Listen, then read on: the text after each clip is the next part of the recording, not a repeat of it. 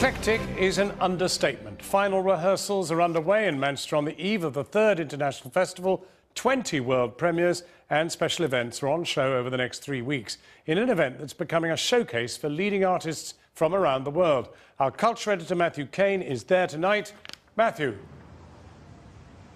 Yes, John, I'm on the Town Hall Square, and as you said, the festival doesn't start till tomorrow.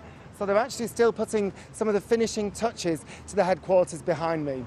Now, I think what makes this festival so special is if you compare it to Edinburgh, for example. Edinburgh over the years has become quite bloated and overblown. There's about 2,500 shows every year. And as a member of the public, it's actually quite hard to get a handle on this now, especially as there's no quality control. And this isn't the case with Manchester. There's a much smaller, more manageably sized programme. And this has allowed the organisers to produce several global hits over the years. The last festival gave us Rufus Wainwright's opera, Prima Donna, and the one before that, the first one, gave us Damon, Albarn and Jamie Hewlett's opera, Monkey, which was a major global hit. And because of this, Damon Albarn has been back to subsequent festivals rather.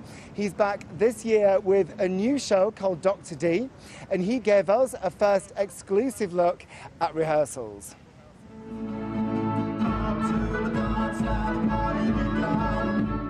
Dr Dee is a new opera, sung in English and exploring the nature of what it means to be English. It centres around the character of John Dee, a 16th century alchemist, astrologer and advisor to Elizabeth I. Well, he struck me as a very fantastic sort of brain, you know, the sort that doesn't necessarily inhabit the earth very often. And then the way he was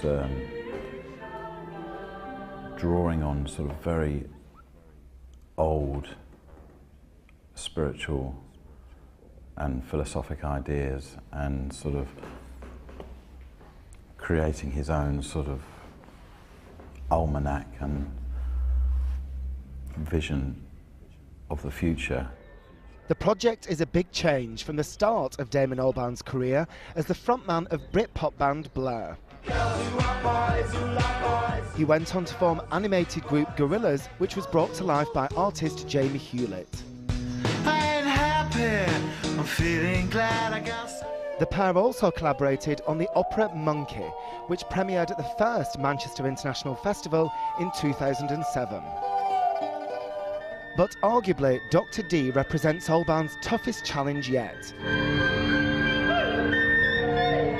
Not least because John Dee was an imperialist, whose vision was instrumental in establishing the British Empire. We view imperialism with a genuine perspective, and you know, our emotional response to it is one of extreme reticence, because we've experienced its rise and its fall. Whereas for them, they were imagining something that had never happened to the English. You know, this was an incredibly exciting and positive time in many ways. To give the show contemporary resonance, Albarn will also be performing as himself. From the moment that Damon decided that he realised that he had to be in it, the shape of it changed from being, you know, what might have been a fairly interesting but quite dry biopic about John Dee to something that's much more rooted in what Damon feels about England and what I feel about it, and you know, the kind of contemporary relevance of it all. And Albarn is happy to be undertaking this exploration of Englishness from Manchester. Well, I've become very familiar with this town. I feel there's a lot of space here. I like the air here, and I like the people, and it feels like a positive place to try new things. As well as Damon Albarn, Dr Dee features a 23-piece orchestra, movement specialists from Frantic Assembly, video and film projections, and Malian musicians playing traditional African instruments.